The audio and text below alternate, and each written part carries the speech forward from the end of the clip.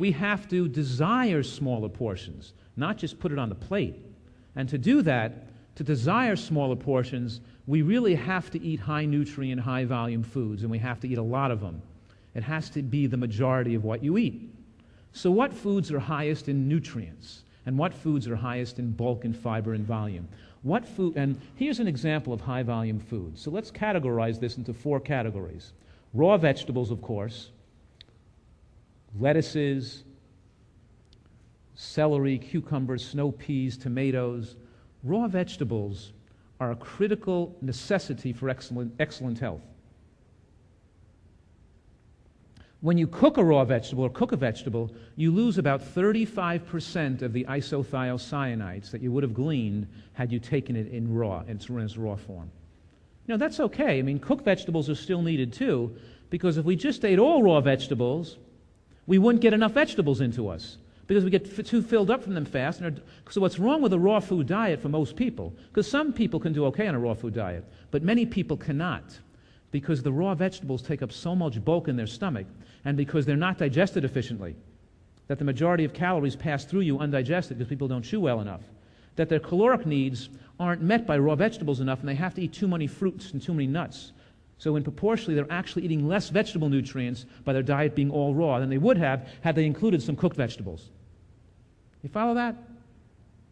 So even though you lose some nutrients by cooking a vegetable, you wind up getting in, you're able to get more vegetables in your diet, and vegetables become a higher proportion of your total caloric intake, increasing the nutrient density of your diet if you include cooked vegetables in your diet.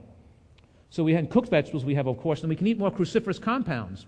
We can eat arugula and watercress and little kale raw, but it's hard to eat Brussels sprouts raw. It's hard to eat cabbage raw. You can shred some cabbage on your salad, but it's hard to eat a lot of collard greens raw. It's better to put it into a soup. And when you put it into a soup, any nutrient loss from the water solubilizing the nutrients goes into the water, and you take it into the soup anyway.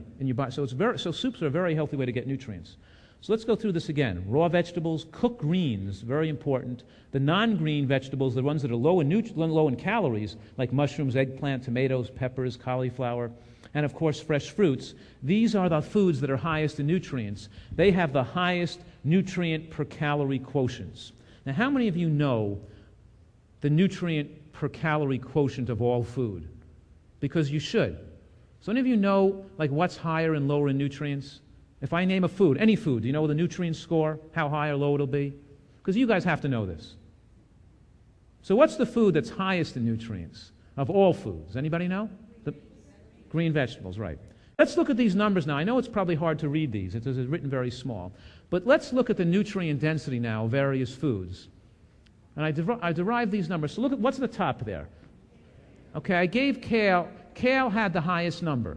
If you added up every nutrient known to man, right, multiplied it by the RDA to turn it into a factor, and then take all the other nutrients that don't have RDAs and go to the scientific literature and find out what will be the recommended value for those and make up an RDA based on the preponderance of evidence in the medical literature, and add those up and divide that by the number of calories. You get a certain number. You put kale at the top because it's the highest number. You make that number 1,000 by multiplying by some factor. And then I put every other food related to kale based on how many nutrients it had. Okay? So clearly, you can eat a vegan diet, right? You can have a vegan diet of pasta, bread, and look where whole wheat bread is. It's not too much higher over white bread and white pasta. See that? Now on a scale of 1 to 1,000, look where rice and potato are, about 50. Right? And of course, carrots and green peppers and cabbage and artichokes and broccoli and asparagus and strawberries and blueberries and tomatoes and cherries are all those foods that are really healthy are above 100, right? Here's the thing. Fruits and vegetables are between 100 and 1,000, and almost everything else is below 100. You got that?